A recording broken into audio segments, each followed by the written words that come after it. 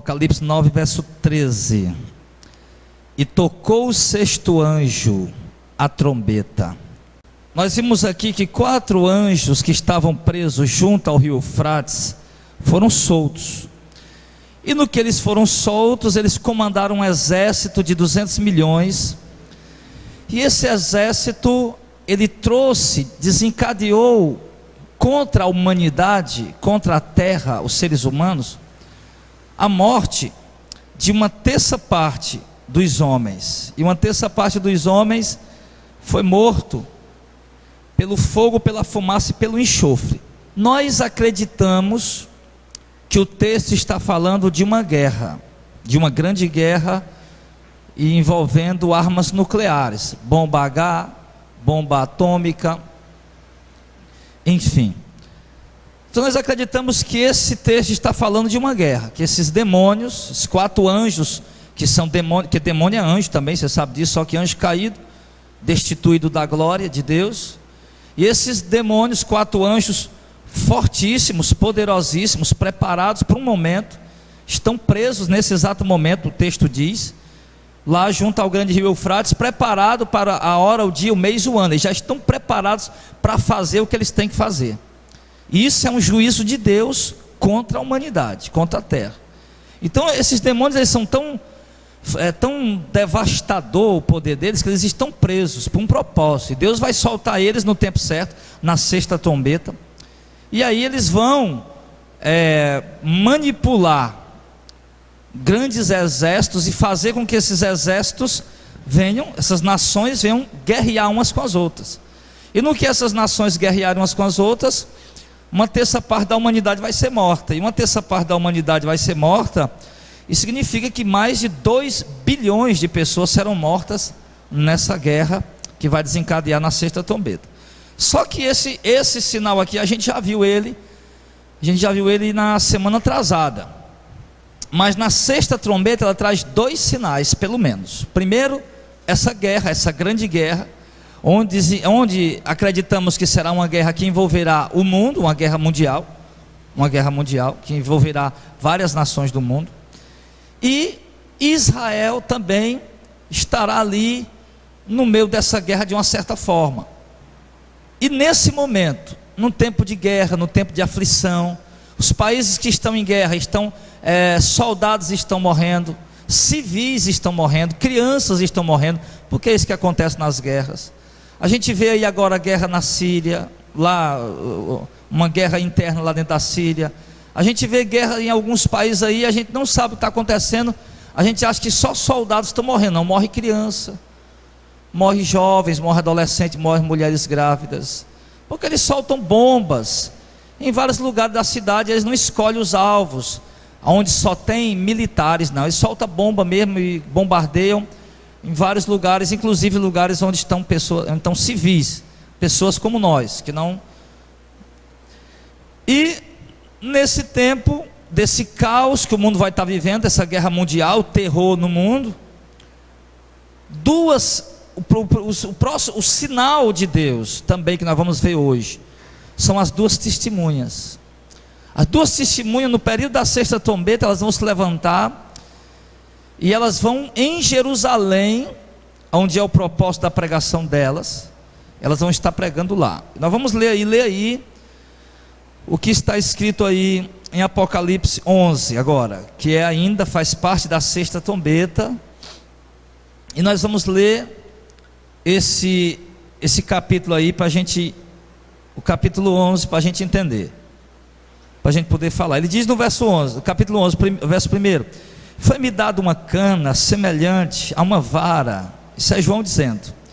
E chegou o anjo e me disse: levanta-te e mede o templo de Deus e o altar, e os que nele adoram. Só que um detalhe, irmão, nesse tempo aqui o templo já não existia mais. O templo já tinha sido destruído. Então João está tendo uma visão, que ele ia medir o templo, mas o templo tinha sido destruído. Então isso reforça a hipótese de que? Isso reforça a ideia de que um 3º templo será reconstruído lá em Jerusalém, porque o templo já foi destruído 2 vezes. A última vez foi tinha sido destruído 600 anos antes de Cristo, e foi reconstruído de novo. E 70 anos depois de Cristo, ele foi destruído de novo, e já faz quase 2000 anos, e ele ainda continua derrubado. Mas a profecia de 2 Tessalonicenses capítulo 2 diz que o anticristo vai se levantar como Deus, querendo parecer Deus, e vai se assentar no templo de Deus, querendo parecer Deus. Para que ele possa assentar no templo de Deus, o templo está erguido, e o templo não está erguido. E esse texto aqui também reforça esse entendimento que Deus tem nos dado na palavra, de que de fato é necessário que um templo de Salomão, seja reconstruído lá em Jerusalém. Então ele diz que foi dada a ele uma cana, uma vara, para ele medir o templo. No verso 2, o anjo disse para ele: deixa o átrio que está fora do templo, a parte externa, e não meça, porque ele foi dado às nações, e pisarão a cidade por 42 meses, ou seja, 3 anos e 6 meses. E darei poder às minhas 2 testemunhas, e profetizarão por 1260 dias, que dá exatamente 3 anos e 4 meses, vestido de pano de saco. Essas são as 2 oliveiras e os 2 castiçais que estão diante do Deus da terra. E se alguém lhe quiser fazer mal, fogo sairá da sua boca e devorará os seus inimigos. E se alguém lhe quiser fazer mal, importa que assim seja morto. Olha as 2 testemunhas que Deus vai levantar. Deixa eu parar bem aqui. Eu pensei em ler o texto todo, mas vamos por partes. Vamos por partes. O que a gente vai ver? O pastor Zezinho, arruma uma Bíblia para o irmão aqui. Tem mais alguém sem Bíblia aí? Não. Tem Bíblia ali dentro, por favor, pega. Aquele garoto, tem 2 Bíblias ali. Tem um garoto ali sem Bíblia também. Então, irmãos, olha o que ele está dizendo. Preste bem atenção. O mundo está vivendo uma guerra, e no período dessa guerra, sempre, o mundo está em caos. Algumas nações estão em fome, necessitadas de comida, de alimento. Outras nações estão assustadas, apavoradas. O mundo está com medo, os civis estão com medo, a sociedade está com medo da guerra chegar. Nós, os brasileiros, vamos ficar com medo da guerra chegar até aqui. O Brasil não é país para entrar em guerra, mas a gente vai ficar com medo, assustado. E aí, nesse momento desse caos generalizado, Deus levanta 2 testemunhas. E essas 2 testemunhas, Deus diz aqui: e darei poder às minhas 2 testemunhas, e profetizarão por 1260 dias, ou seja, 3 anos e 4 meses, vestido de pano de saco. Isso pode nos dar a entender o quê? Que Deus vai levantar. Deus, ao levantar esses 2 homens, que isso é um fato, isso Deus vai fazer, está dizendo aqui: darei poder às minhas 2 testemunhas, que profetizarão por 1260 dias, ou 3 anos e 4 meses, vestido de pano de saco. Isso pode nos dar um entendimento de que essa guerra pode se estender por esse período de 3 anos e 4 meses. Por isso, uma guerra tão terrível, com armas nucleares, armas químicas, e isso vai causar de fato a morte de bilhões de pessoas, também pelo tempo que ela vai se estender, pelo tempo que ela vai demorar. Outra coisa, Deus diz que essas 2 testemunhas, elas vão profetizar por 3 anos e 4 meses, vestido de pano de saco. Quando o texto diz que elas vão profetizar vestido de pano de saco, Apocalipse 11 verso 3, ele está dizendo o quê? Que elas vão profetizar, irmão, não é igual os caras que se diz profeta hoje, não. Porque tem uns camaradas dizendo que é profeta: irmão, profetiza um carro para tu, irmão, profetiza uma casa para ti, irmão, profetiza prosperidade. Irmão, isso é baboseira, isso é besteira, isso não é profecia, isso é enrolação, isso é enganação, isso é coisa de falso profeta. Quando o texto diz que eles vão profetizar, não é esse tipo de besteira que os profetas aí estão profetizando, certo? Mas o que eles vão profetizar, irmão, quando o texto diz profetizar vestido de pano de saco, o que é que ele quer dizer com isso? No antigo Israel, antigamente, quando alguém estava sentindo uma dor muito grande, de luto por a perca de um ente querido, ele tirava suas vestes e ele se cobria de pano de saco, um tipo de saco de estopa, e jogava terra na cabeça. E as pessoas olhavam para aquela pessoa ali: olha, aquela pessoa ali está de luto.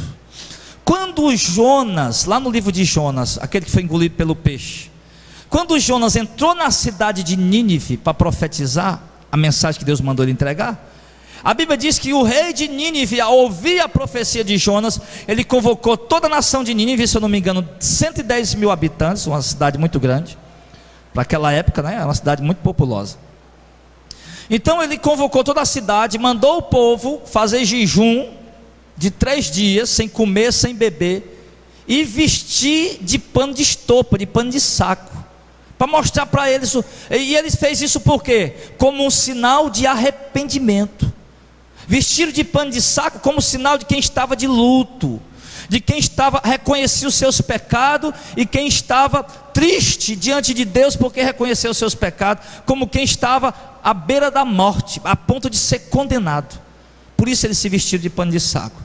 Então, quando o texto diz que essas 2 testemunhas vão profetizar vestido de pano de saco, o texto está dizendo que a mensagem profética deles será uma mensagem de exortação duríssima, será uma mensagem, meu irmão, de luto, uma mensagem de repreensão, de condenação, uma mensagem, meu irmão, dura. Ou vocês se arrependem ou vão para o inferno, ou vocês reconhecem Jesus como Messias, ou vocês vão ser condenados. Eles vão apontar o pecado da sociedade, vão mostrar a corrupção dos políticos, vão mostrar a corrupção dos empresários, vão mostrar o adultério dos casados, vão apontar a prostituição dos solteiros. Eles vão, irmão, pregar uma mensagem duríssima, duríssima. Eles vão estar ali pregar uma mensagem vestido de pano de saco. Isso quer dizer que a mensagem deles é uma mensagem que anuncia a condenação, é uma mensagem que mostra para o povo o pecado deles. Não tem coisa pior para um ser humano do que alguém chegar e mostrar o pecado deles. Você é um adúltero, você é um adúltero, você está em adultério. Isso é terrível para o homem. Olha, você é um mentiroso, você mente. Olha, você é um corrupto, você é um ladrão. Tem nada pior para o ser humano do que ele ouvir alguém afrontar ele com isso. E é isso que esses profetas vão fazer. Quando o texto diz que eles vão vir trazer uma mensagem vestido de pano de saco, não vá pensar que eles vão dizer: olha, vem para Jesus que ele vai prosperar vocês. Não é esse tipo de baboseira que estão pregando, não. É profeta de verdade, é homem de Deus verdadeiro. Eles não vão estar com envelope na mão. Venha, meu irmão, aqui o nosso ministério é novo. Nós somos as 2 testemunhas lá de Apocalipse 11. Vocês estão lembrados? Pois é, pega aqui o envelope e dê oferta aqui para o nosso ministério. Não vai ter nada disso, irmão.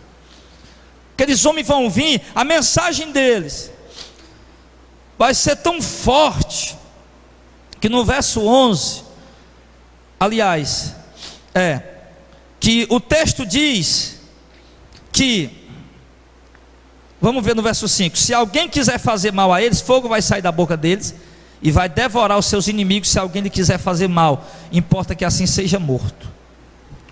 Esses homens, verso 6, têm poder para fechar o céu, para que não chova nos dias da sua profecia, e tem poder sobre as águas para convertê-la em sangue, e para ferir a terra com toda sorte de praga quantas vezes quiser.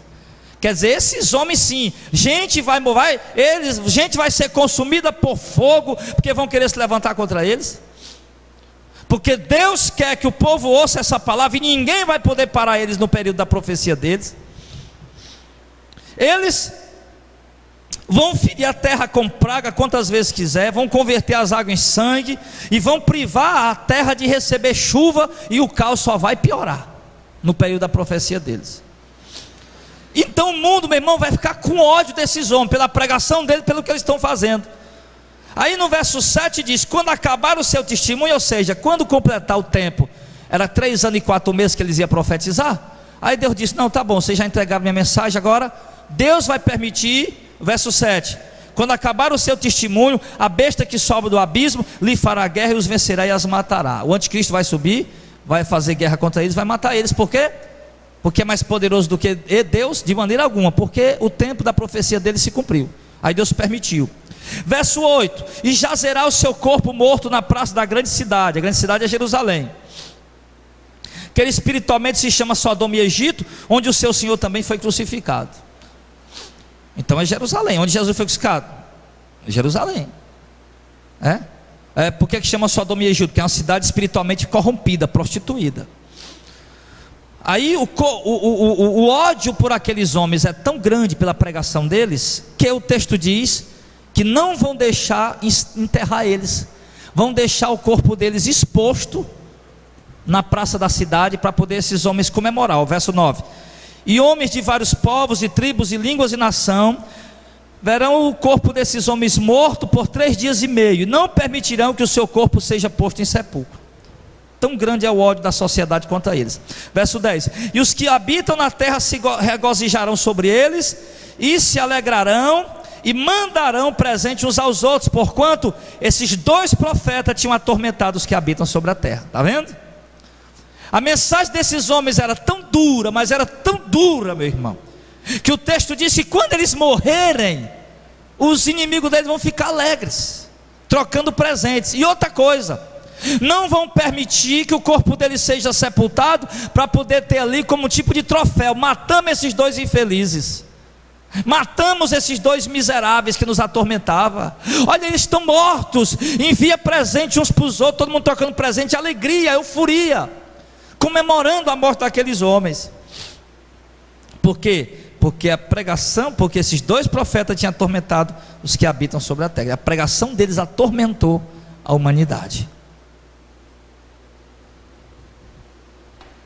Então, querido, aí depois de 3 dias e meio, o Espírito de vida vindo de Deus entrou neles, e puseram-se sobre os seus pés, e caiu grande temor sobre os que os viram. Depois eles ressuscitaram. O Espírito de Deus veio sobre eles de novo, e eles ressuscitaram, o Espírito de vida. E ouviram, aliás, se puseram sobre os seus pés, e caiu grande temor sobre os que o viram. Aí o povo que era inimigo deles, comemorando a morte deles, agora vão ficar aterrorizados ao ver aqueles homens vivos novamente. E eles, o verso 12: e ouviram uma grande voz do céu, que lhe dizia: subam aqui. E subiram ao céu em uma nuvem, e os seus inimigos os viram. E naquela mesma hora houve um grande terremoto, e caiu a 10ª parte da cidade, e no terremoto foram mortos 7.000 homens, e os demais ficaram muito atemorizados, e deram glória ao Deus do céu. É passado o 2º ai, eis que depois vem o terceiro, eis que cedo vem o 3º ai. O que significa isso? Esses 2 homens vão morrer, os 2 profetas de Deus. Com 3 dias e meio, o mundo vai estar comemorando a morte deles, feliz, porque a pregação deles era dura, de arrependimento, e pregando para o povo reconhecer Jesus como Messias. E o falso Messias vai matar ele, que é o anticristo. Só que eles vão ressuscitar, e vão subir ao céu, na frente de todo mundo, e o povo vai ficar apavorado, vai ficar assustado. Nesse momento um terremoto vai acontecer, 1/10 parte da cidade de Jerusalém vai ter um terremoto, e ela vai ruir, e vai morrer 7.000 pessoas ali, lá na cidade. E nesse momento o texto diz que os demais ficaram muito atemorizados e deram glória ao Deus do céu.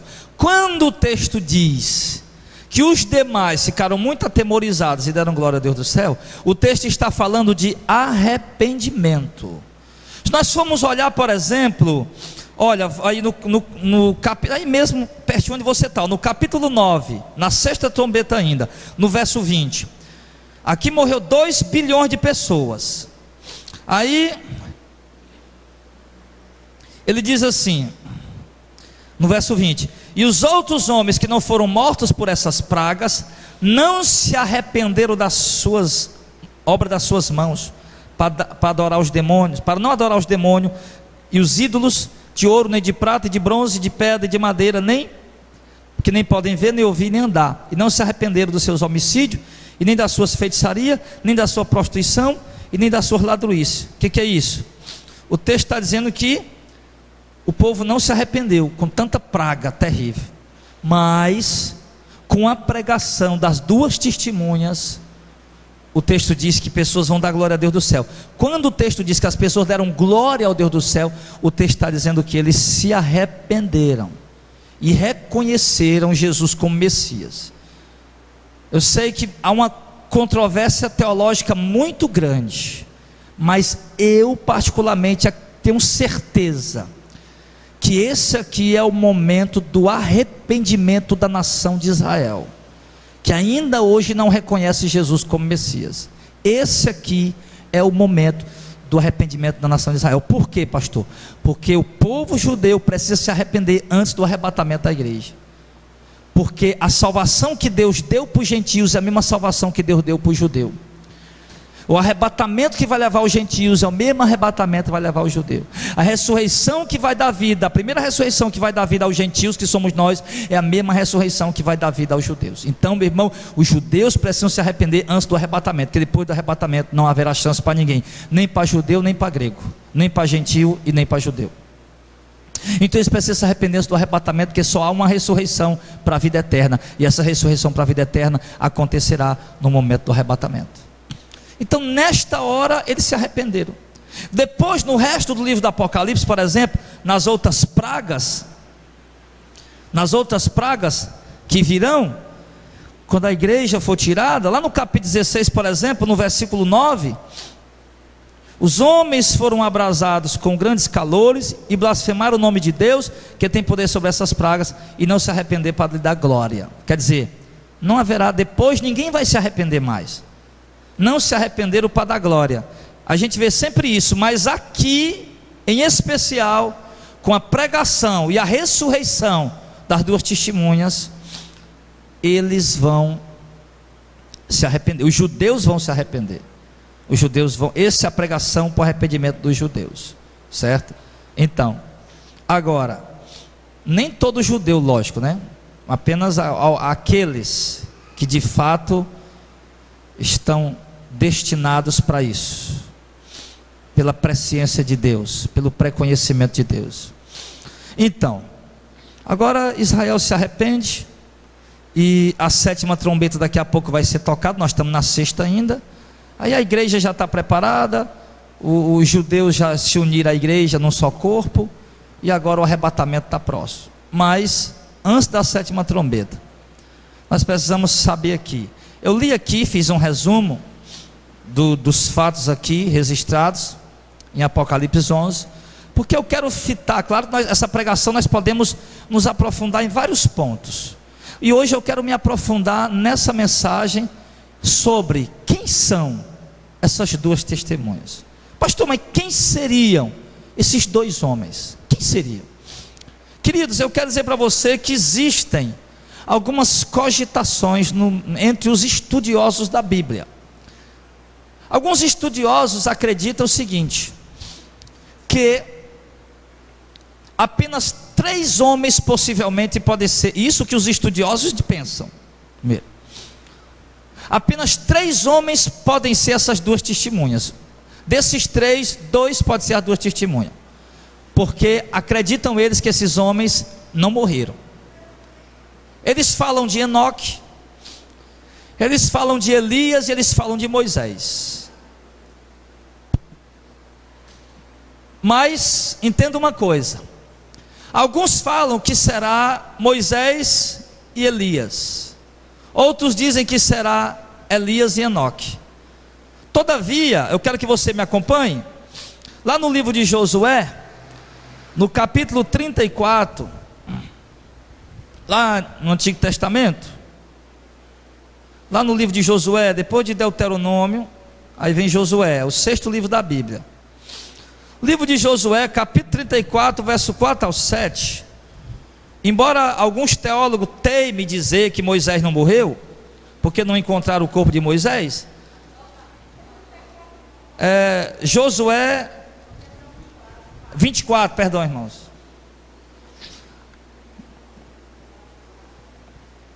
Não, irmão, não é Josué 24, eu me atrapalhei, é Deuteronômio 34, perdão. Deuteronômio 34.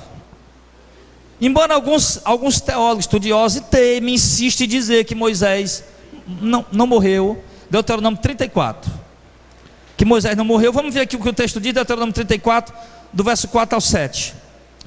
E disse o Senhor: esta é a terra que jurei a Abraão, a Isaque e a Jacó, dizendo: a tua semente a darei, mostro-te para veres com teus olhos, porém para lá não passará. Isso é Deus falando para Moisés. Verso 5: assim morreu ali Moisés, servo do Senhor, na terra de Moabe, conforme o dito do Senhor. Este, o Senhor, o sepultou num vale na terra de Moabe, defronte de Bet-peor, e ninguém tem sabido até o dia de hoje a sua sepultura. Era Moisés da idade de 110 anos quando morreu, e os seus olhos nunca escureceram, nem perdeu o seu vigor. Amém. Então, queridos, por exemplo, alguns estudiosos acreditam que as duas testemunhas serão escolhidas entre Moisés, Enoque e Elias, porque eles não morreram. O texto é muito claro, mostrando que Moisés morreu aos 110 anos de idade. Agora, porque existe uma tradição judaica, que inclusive está até no livro de Judas, que uma tradição judaica de fato que Moisés não tinha morrido. Ou a tradição judaica dizia que Moisés morreu e que veio o arcanjo Miguel contender com Satanás, ou Satanás veio contender com o arcanjo Miguel, quando Deus deu ordem a Miguel para sepultar o corpo de Moisés, porque de fato foi isso que aconteceu. O texto diz que Deus quem sepultou o corpo de Moisés, ninguém sabe até o dia de hoje. Aí o Satanás veio para disputar com Moisés a respeito do corpo de Moisés, para ver quem ficava com ele. O arcanjo Miguel ia sepultar o corpo de Moisés num lugar que ninguém pudesse descobrir. Satanás queria deixar o corpo de Moisés exposto, porque Satanás sabia que o povo ia tornar Moisés um ídolo, porque o povo foi sempre tendencioso a cultuar o homem ou a ídolos, de madeira, de bronze, de pedra, de pau. E uma das obras do diabo é essa, realmente fazer o povo cultuar outra coisa que não seja Deus. Então houve essa contenda, mas o fato é que Moisés de fato morreu. Está bem claro isso, amém, irmão? Então pronto, se alguém chegar a dizer, não, Moisés não morreu, Moisés morreu. Você mostra para ele Deuteronômio 24. Agora, de fato, lá em Gênesis 5, vamos ver, Gênesis capítulo 5, agora falando sobre Enoque, segundo os estudiosos, das possíveis duas testemunhas. Gênesis capítulo 5, versículo 24. Gênesis 5, 24 diz: e andou Enoque com Deus, e não se viu mais, porquanto Deus para si o tomou. Pronto, o texto diz que Enoque andou com Deus, e ninguém viu mais Enoque. O que foi que aconteceu com Enoque? Enoque desapareceu, Enoque sumiu, ninguém viu mais ele, porque ele andou com Deus. Mas, lá em Hebreus, vá lá para Hebreus agora, no final da Bíblia, do Novo Testamento, o autor de Hebreus diz o que foi que aconteceu com Enoque. Hebreus capítulo 11, versículo de número 5. Hebreus 11, verso 5. Diz assim, Hebreus 11, 5. Pela fé, Enoque foi transladado ou arrebatado. Foi transladado para não ver a morte. E não foi achado porque Deus o transladara, visto como antes da sua transladação alcançou o testemunho de que agradara a Deus. Amém. O que é que o texto diz? Que Enoque de fato não morreu. Enoque, ele foi transladado, ele foi levado ao céu vivo. Porém, obviamente, antes de entrar lá, ele teve o seu corpo transformado em glória, como vai acontecer com a igreja quando for arrebatada. Então Moisés foi transladado. Então, realmente, aliás, Enoque foi transladado e Enoque não morreu. O texto é muito claro em dizer isso. Então, por conta disso, algumas pessoas acreditam que Enoque será uma das duas testemunhas, porque ele não morreu. Amém? Está claro isso? Enoque foi transladado para não ver a morte. O texto diz, ele foi transladado para não ver a morte. Para não ver a morte. Quer dizer, ele foi tirado para não ver a morte. Ele foi transladado, foi levado ao céu. O outro, vamos ver Elias. Agora Elias. Elias, 2 Reis 2 e 11. 2 Reis, vamos lá, 2 Reis capítulo 2, versículo 11. Vamos ver aqui se Elias morreu ou não. Elias 2, 11.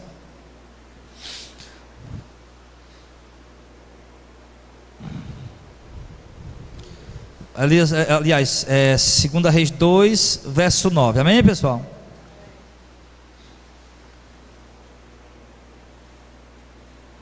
Segunda Reis, capítulo 2,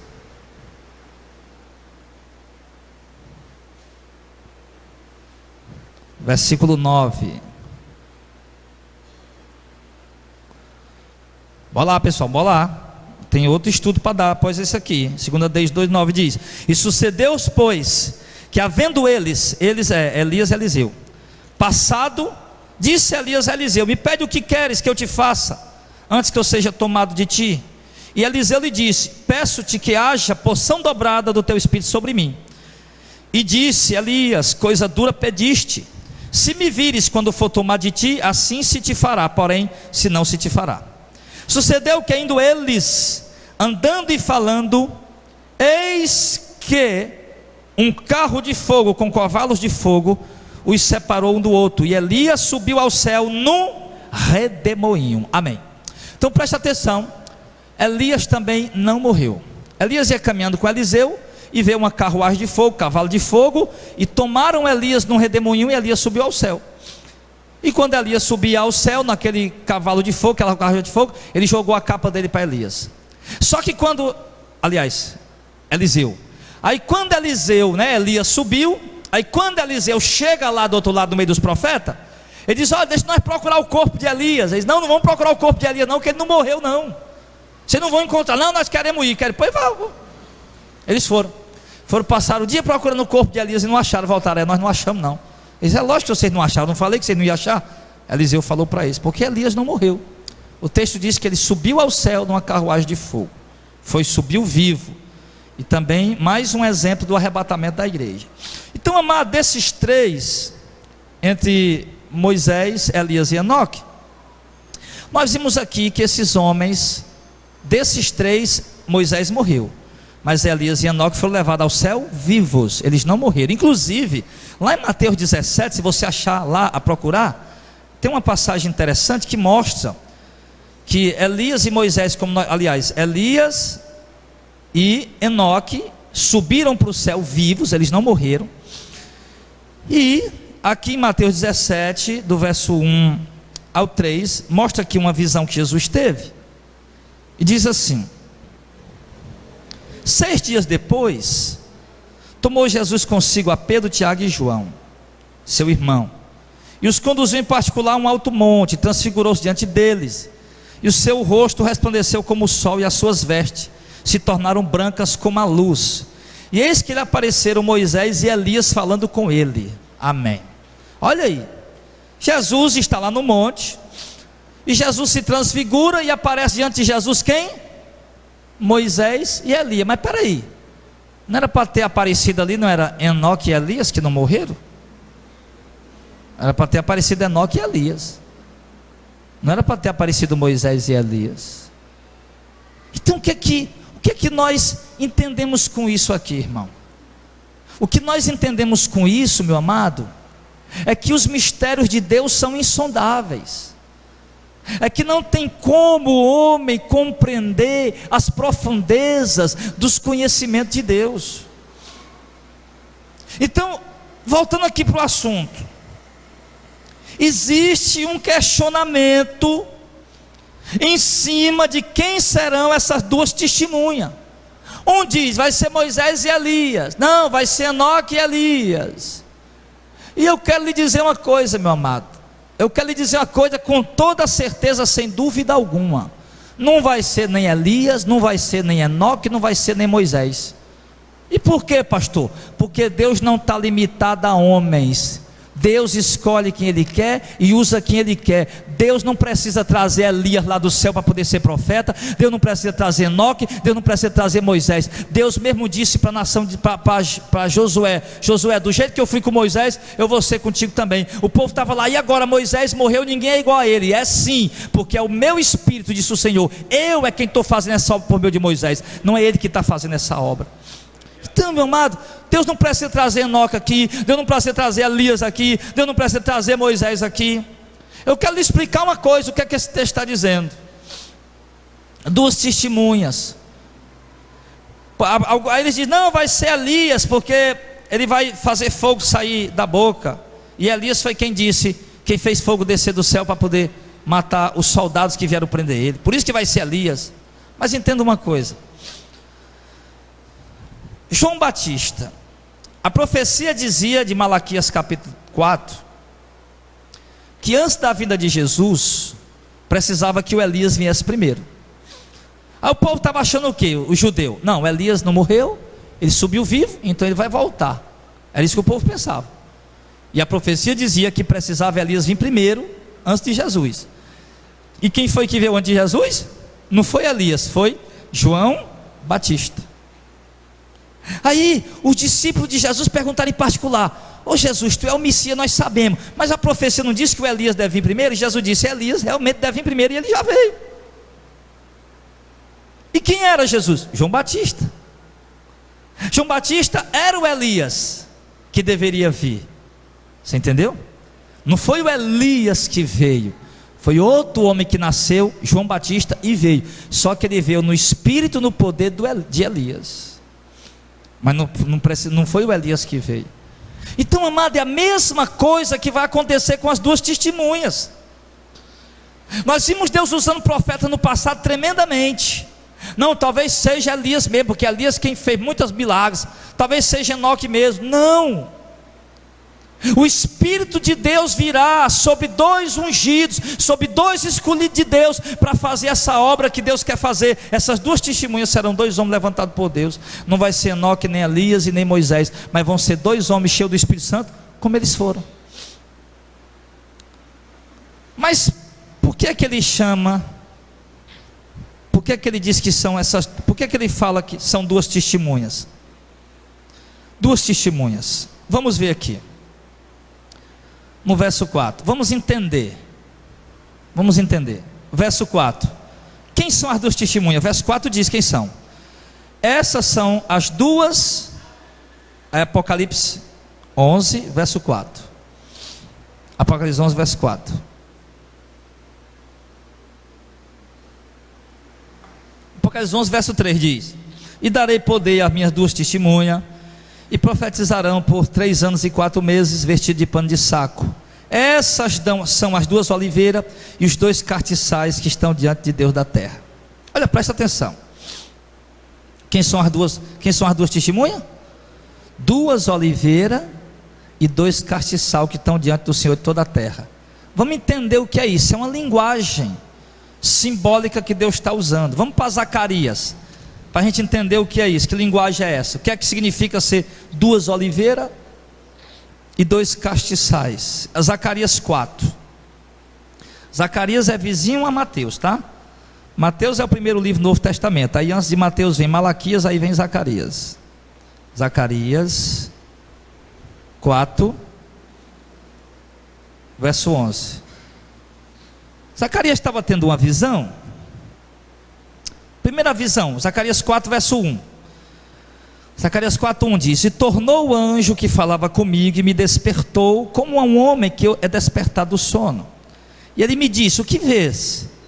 E eu disse: eu olho, e eis um castiçal todo de ouro, e um vaso de azeite no cimo, com as suas 7 lâmpadas, e cada lâmpada posta no cimo tinha 7 canudos, e por cima 2 oliveiras, uma à direita do vaso de azeite e outra à sua esquerda. Agora vamos lá para o verso 11. Falei mais e disse, verso 11: quem são as 2 oliveiras? Preste bem atenção.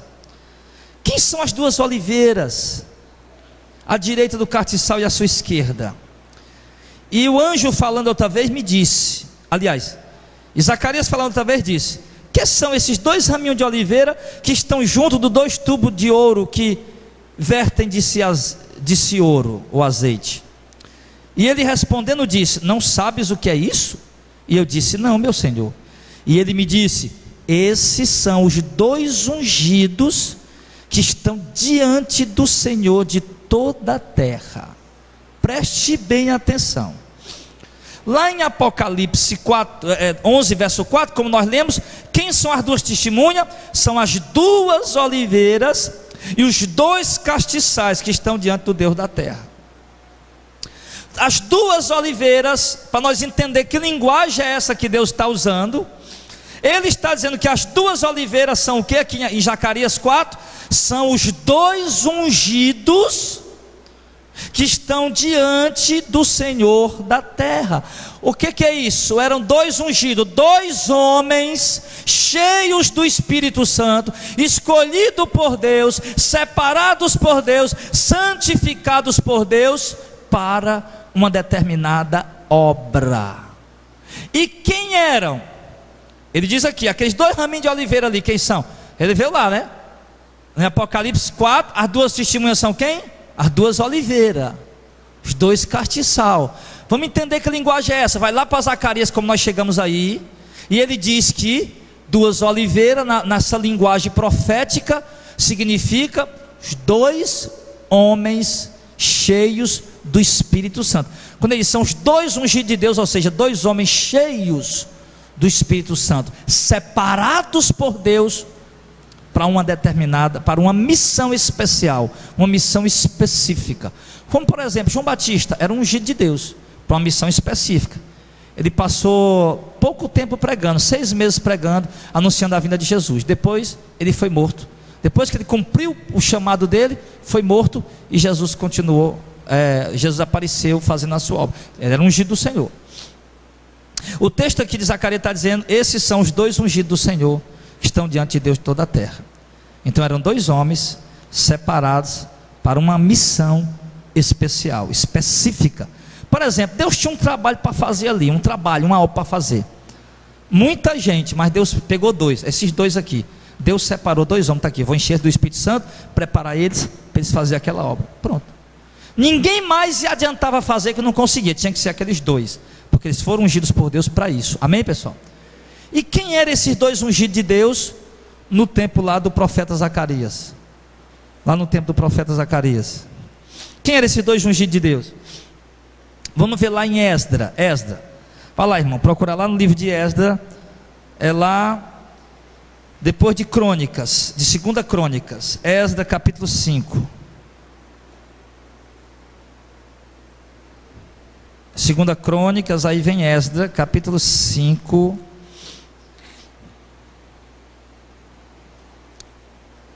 Vamos ver quem eram esses dois ungidos do Senhor naquele tempo. Essa profecia nós estamos vendo aqui em profeta Zacarias. Nós estamos explicar para você o que é que significa os dois ramos de oliveira. Nós já entendemos, são os dois ungidos, dois homens separados por Deus para uma determinada obra. Aí agora nós vamos ver quem eram esses dois ungidos de Deus naquele tempo e para que eles foram levantados. A Esdra 5, vai lá, depois 2 Crônicas. Esdra 5, verso 1 e 2. Diz assim: Ageu, o profeta, e Zacarias, filho de Ido, profeta, profetizaram aos judeus que estavam em Judá e em Jerusalém, em nome de Deus de Israel, lhe profetizaram. Então se levantaram Zorobabel, filho de Sealtiel, e Jesuá, ou Josué, filho de Josadaque, e começaram a edificar a casa de Deus que está em Jerusalém, e com ele os profetas de Deus que os ajudavam. Preste bem atenção. Profeta Zacarias, o Deus revelou para Zacarias que as dois raminhos de oliveira eram dois ungidos de Deus, escolhidos para uma determinada obra. Em Esdra capítulo 5, verso 1 e 2, que nós lemos agora aí, o texto revela quem são esses dois raminhos de oliveira, quem são esses dois ungidos, dá o nome deles, quem são? Zorobabel, filho de Sealtiel, e Josadaque, sumo sacerdote. Zorobabel, filho de Sealtiel, e Josué, filho de Josadaque. As duas oliveiras, os dois raminhos de oliveira, no tempo do profeta Zacarias e do profeta Ageu, eram Josué e Zorobabel. Amém? Pronto, está aqui esses dois homens. E para que eles foram levantados? Eles foram levantados por Deus para um propósito. E qual foi o propósito? O templo, Jerusalém tinha sido destruída pelo rei Nabucodonosor. Agora Deus levantar o rei Ciro, o rei persa Ciro. O rei Ciro, para cumprir a profecia que Deus tinha dado a Jeremias, a Isaías. O rei Ciro dá uma carta de liberação aos judeus para voltar para Jerusalém e reconstruir o templo que tinha sido destruído, e reconstruir a cidade que tinha sido destruída. Aí, dentre todos os judeus, Deus separa dois homens, Josué e Zorobabel, para ir fazer essa obra. Só que claro, o povo vai com eles, mas eles eram os dois ungidos de Deus que dirigiam aquele trabalho. Então eles foram separados por Deus, ungidos de Deus, para essa obra especial, essa obra específica. Ninguém mais podia fazer aquilo, tinha que ser dirigida por Zorobabel e por Josué.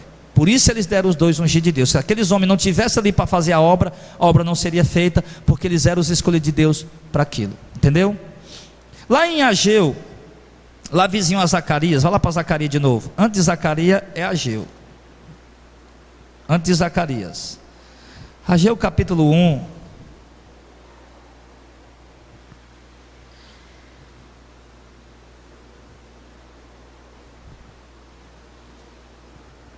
Ageu 1, do 12 ao 14, diz assim: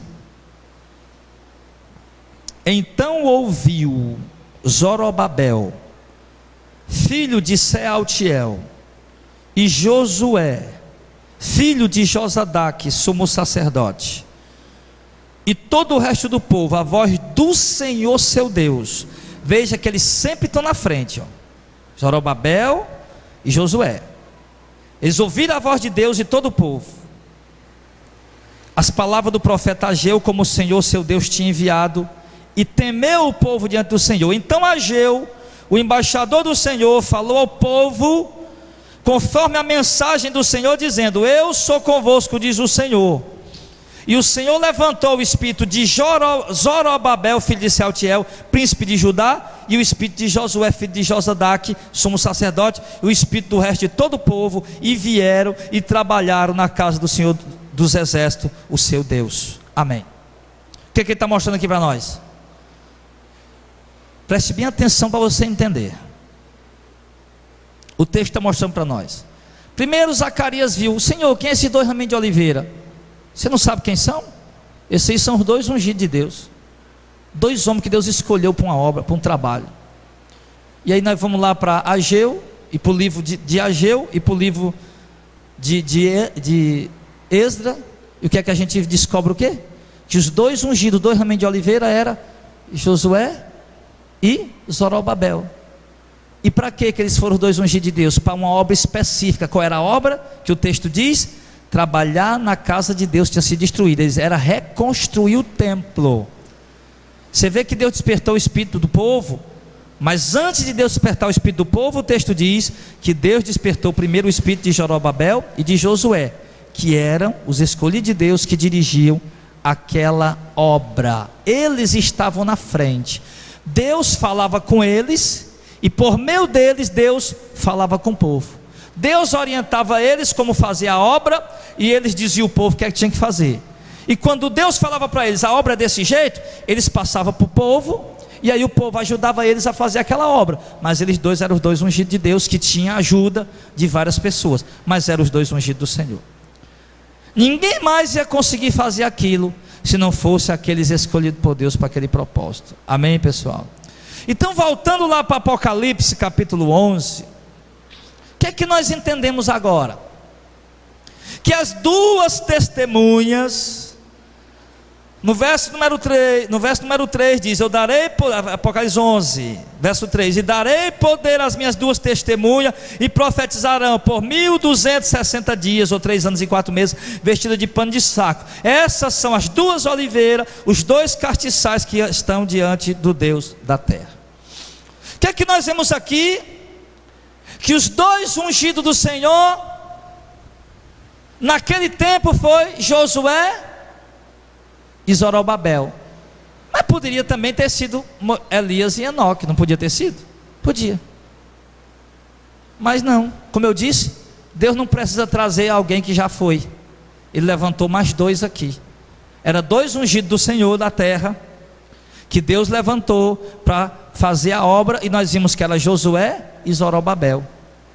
Então, Elias já tinha sido arrebatado, Moisés já tinha sido morto, e Enoque já tinha sido arrebatado. E por que é que Deus não trouxe eles? Porque Deus não está limitado ao homem. Deus escolhe pessoas que Ele quer. O importante não é o homem, meu irmão. De repente você vê, está aqui, rapaz, o cara mais inteligente do mundo. Aí Deus pega um irmão aí que não sabe ler, não sabe nada, e enche ele com o Espírito Santo, meu irmão, e ele faz obras maravilhosas no poder do Espírito Santo, que o outro sabidão não faz. Então, do mesmo jeito que Deus não precisou levantar nem Moisés, nem Elias, nem Enoque naquele tempo para ser os dois ungidos do Senhor, do mesmo jeito agora, no fim dos tempos, na sexta trombeta, Deus também não precisa trazer nem Elias, nem Enoque, nem Moisés. Deus já tem as tuas duas oliveiras, os seus dois castiçais de ouro, ou seja, os seus dois ungidos da terra aqui, para fazer esse trabalho. Deus já tem esses homens, Ele escolheu esses homens. Deus, antes do ventre, Deus disse para Jeremias: olha Jeremias, eu te formei no ventre da tua mãe, e antes de você nascer, eu te separei, eu te constituí para ser profeta das nações. Jeremias, antes de nascer, Deus já tinha separado: olha, esse menino aqui, antes dele nascer, ele vai ser profeta, ele vai ser meu servo. Pronto, já nasceu para aquilo. As duas testemunhas de Apocalipse também, elas já estão no mundo, nós não sabemos quem são elas.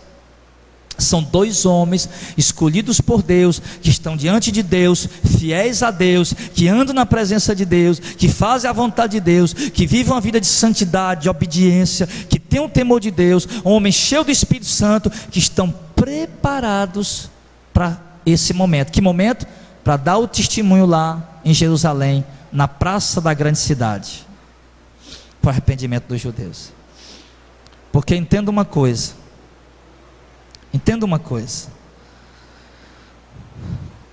com tudo isso, o que é que eu quero dizer para vocês? Que antes da vinda do Senhor, muitos sinais precisam se cumprir, e um dos sinais para a igreja, antes do arrebatamento, é que as duas testemunhas precisam se levantar lá em Jerusalém. Mais uma vez eu volto àquela velha história, que o povo tem arrancado teologias não sei da onde, para dizer que a igreja vai ser tirada antes do anticristo, antes da manifestação do falso profeta, antes do selo da besta. Não, meu irmão, o que nós temos estudado aqui é muito claro. Jesus falou que haveriam sinais que precederiam a vinda dele. Jesus avisou que a igreja seria tirada na última trombeta. A última trombeta é a sétima trombeta. Por enquanto nós só estamos vendo a sexta trombeta ainda, meu irmão.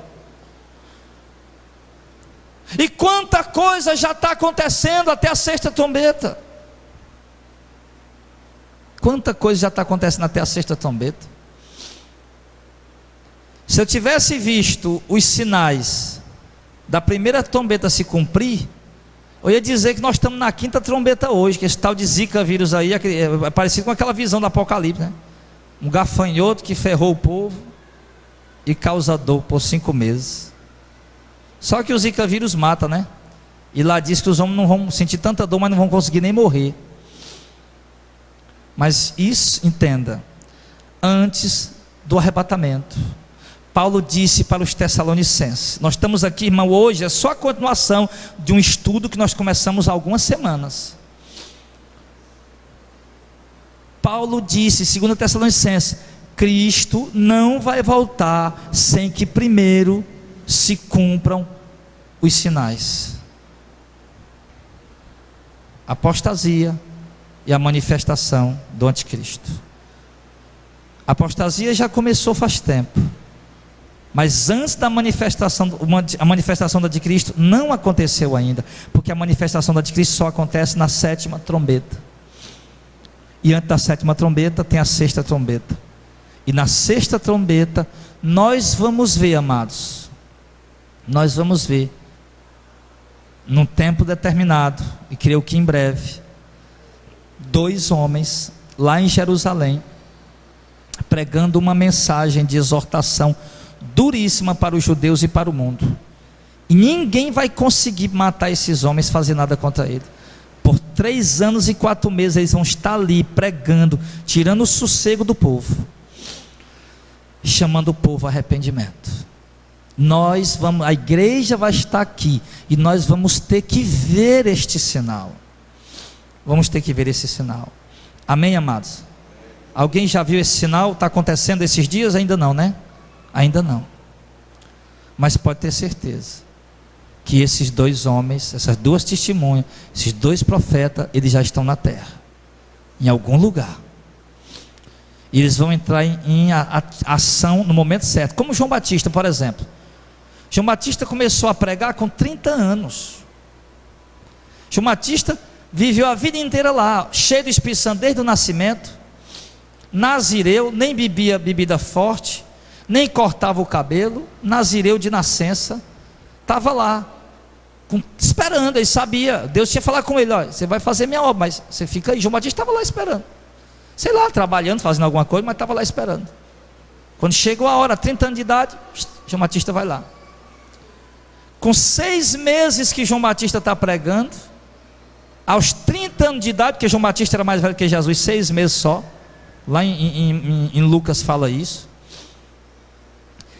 Em 6 meses que João Batista está pregando para o povo se arrepender, isso com 30 anos de idade já, com 6 meses que João Batista está pregando, aí chega Jesus, com 30 anos de idade. E por que Jesus também não começou a pregar antes? Jesus aparece na história, bebezinho, quando ele nasce lá em Belém. Depois o texto diz que eles foram para o Egito, porque o Herodes queria matar eles. Depois do Egito eles voltaram para Galiléia e foram morar em Nazaré. Pronto.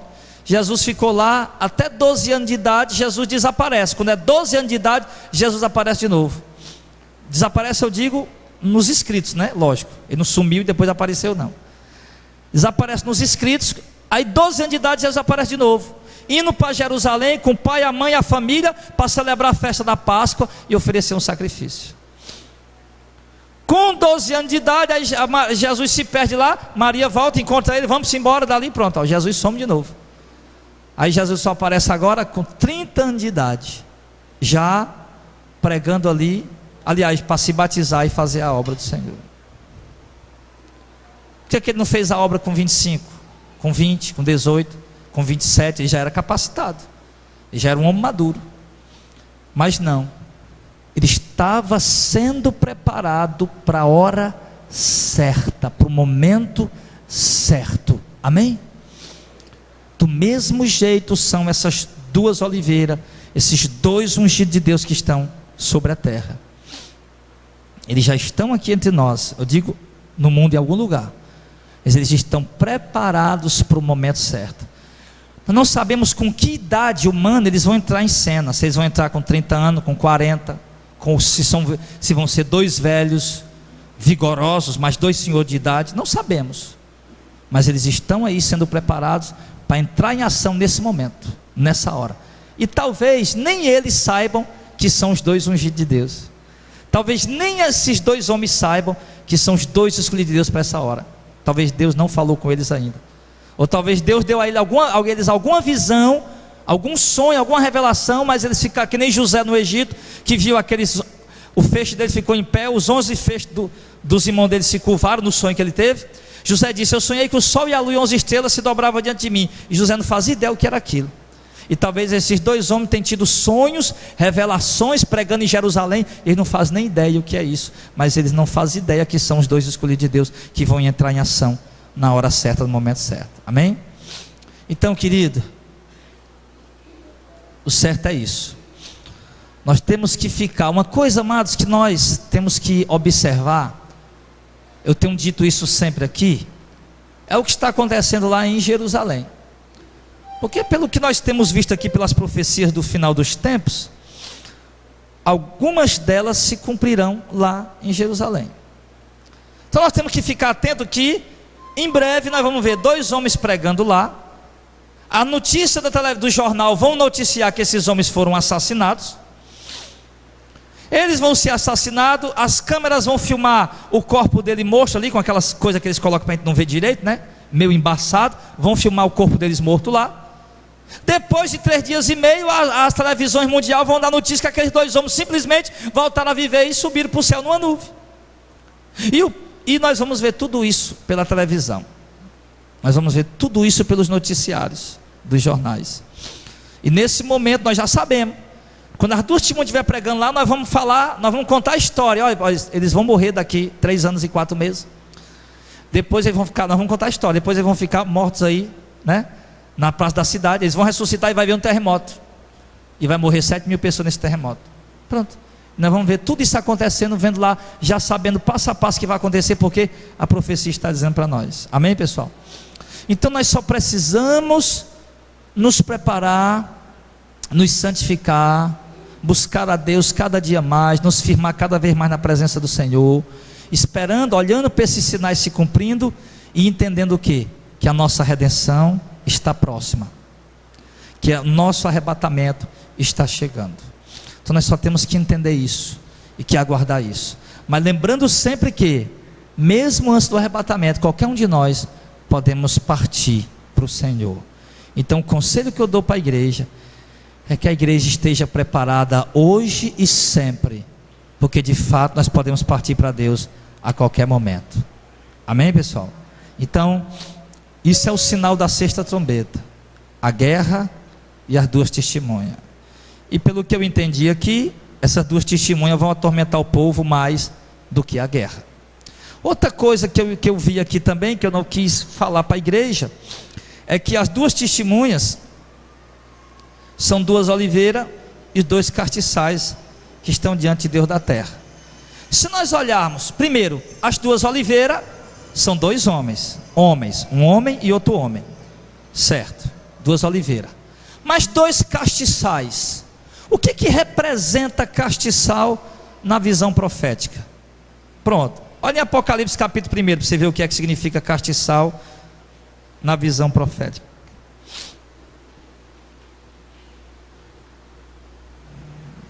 Apocalipse 1.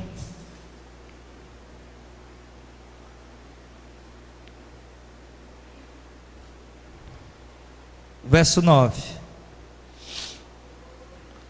Eu, João, que também sou vosso irmão e companheiro na aflição e no reino, na paciência de Jesus Cristo, estava na ilha chamada Pátimos por causa da palavra de Deus e pelo testemunho de Jesus. Eu fui arrebatado em espírito no dia do Senhor. Alguns entendem que o dia do Senhor seria no domingo, outros compreendem que João foi arrebatado no dia do Senhor.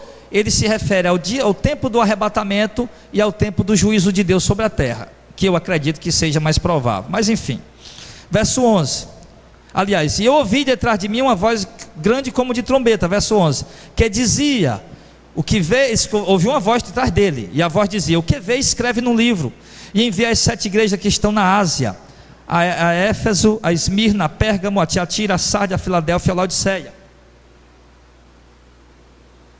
E eu me virei para ver quem falava comigo, e me virando, eu vi 7 castiçal de ouro, e no meio dos 7 castiçais, um semelhante ao filho do homem, vestido aos pés, até os pés com vestidura comprida e cingido pelo peito com um cinto de ouro.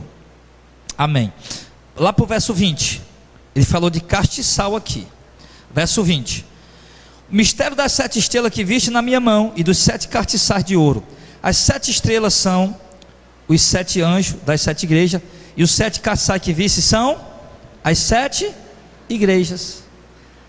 O texto de Apocalipse 11 das 2 testemunhas diz que as 2 testemunhas são as 2 oliveiras e os 2 castiçais que estão diante de Deus.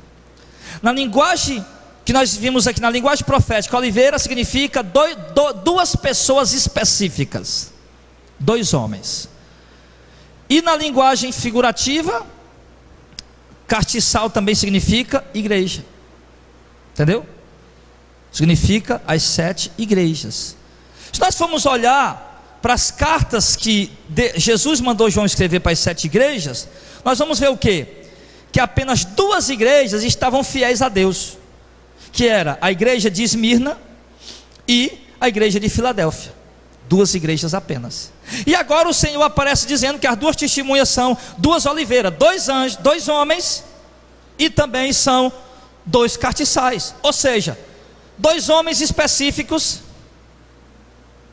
que são ungidos e escolhidos de Deus para essa obra, mas também são 2 castiçais que também representam a igreja. Isso pode nos dar um entendimento de quê? Que essas 2 testemunhas são 2 homens que têm o apoio da igreja fiel do Senhor. Da igreja do Senhor, por causa também dos 2 castiçais que o texto diz. São 2 homens que sairão, que estarão dentro do castiçal, 2 ramos de oliveira e 2 castiçais de ouro, ou seja, 2 homens oriundo de 2 oliveiras oriundas de 2 castiçais, ou seja, 2 homens oriundos da igreja, 2 homens de Deus que fazem parte da igreja de Cristo na terra. Amém.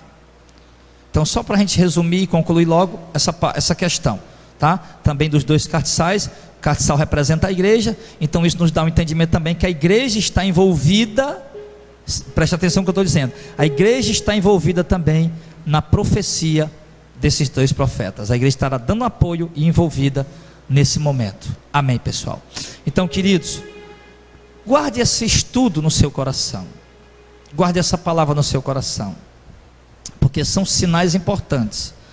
A igreja hoje, querido, não quer mais aprender. Alguém perguntou: pastor, vocês fazem escola dominical? Eu digo: não precisa, porque os nossos cultos que a gente faz, as mensagens já são todas, quase todas são estudos. Quase todas as pregações, se você vier na quarta, na sexta, no domingo, você vai ver que quase toda a pregação aqui são estudos. Nós não temos necessidade de fazer escola dominical. Nós estamos aqui numa escola, nós estamos aqui num estudo. A única diferença é que você não tem uma revestinha da CPADB, que você não tem uma revestinha aí de alguma denominação. Nós preferimos usar a revista sagrada, que é a Bíblia Sagrada, né? Então, amado, agora, já para nós falar da pregação do domingo que vem, nós vimos aqui que as 2 testemunhas vão se levantar, mas um homem vai se levantar e vai matar elas, a besta que sobe do abismo. Pronto. Nesse momento, a besta que sobe do abismo, ela se manifesta pela primeira vez no cenário mundial, matando as 2 testemunhas, e assim atraindo já para si a atenção do povo. E é isso, esse 7º sinal que nós vamos falar na semana que vem.